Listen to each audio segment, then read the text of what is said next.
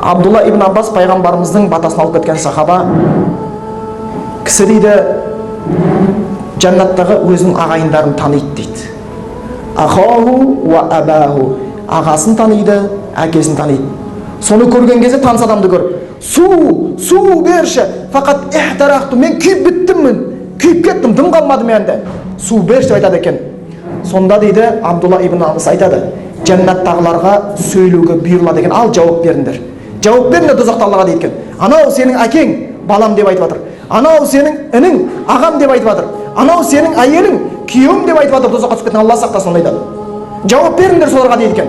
Сонда олардың берген жауабы, қалу айтады екен, инналлаха, расында Алла тағала харрамахума, бұл жаннаттың сусыны мен тамағын, рызқсын алал кафирин, кәпірлерге харам еткен дейді екен да. Бір жұтым су іше алмайды, өйткені оның құны бар. Мына дүниедегі бүкіл тамақтың құны жоқ, бүкіл сусының құны жоқ, бірақ соның өзімен бізге Аллах та жаннатқа жақындатайын деп отыр да. Бар болған ниет қылып азанды аузыңды бекітесің, кешке суыңды ашасың, сен аузында тамақ ішейін деп отырсаң, Құдайда тілесең дұғаңды қабыл етемін дейді. Өзі жегізіп өз дұғаңды қабыл етеді. Қандай мейірімді Алла тағала. Осы нәрсеменен, осы болмайтын нәрсеменен, болмайтын садақасымен ертең біреу дозақтан құтылады, жәннаттың төріне шығады. Сол үшін Ғафир сүресіне келген сияқты аршылы көтеруші періштелер мұсылмандарға, намазхандарға дұға қылады екен. Мешітіне барып жүрген, сәжде қылып жүрген, дәрет алып жүргендерге, я Алла, мынау мұсылман пендеңді жаннатқа әйел бала-шағасымен кіргізші, әйел бала-шағасымен кіргізші дейді. Олар біліп отыра бізге не керек екен? Біз білмей кетсек масқара ғой.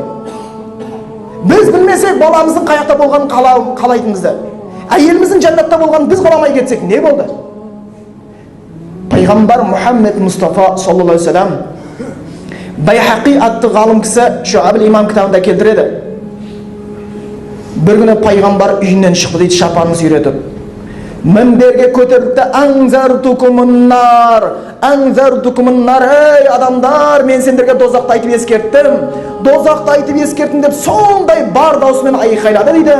Базардағы сахабалар, базардағы адамдар да оның даусын естіп, пайғамбар жаққа беттерін бұрған еді дейді. Ағайындар, көшеге шығып айқайламай қойып, мына заманда жынды дейтін шығар. Бірақ дүниеге келтірген әкең мен шешеңе, ана, жаннат бар, әке, жаннат бар деп жарамаймыз ба? Адалдап неке қимаған әйелімізді жаннатқа сүйрегіміз келмей ма? Әке, ана деп жүрген балаларымызға жаннатқа көргіміз келмей ма? Не үйретіп жатырмыз оларға? Қиын ештеңесі жоқ діннің. Бар болған Аллахың айтқанын істейсің, басқа ештеңе емес.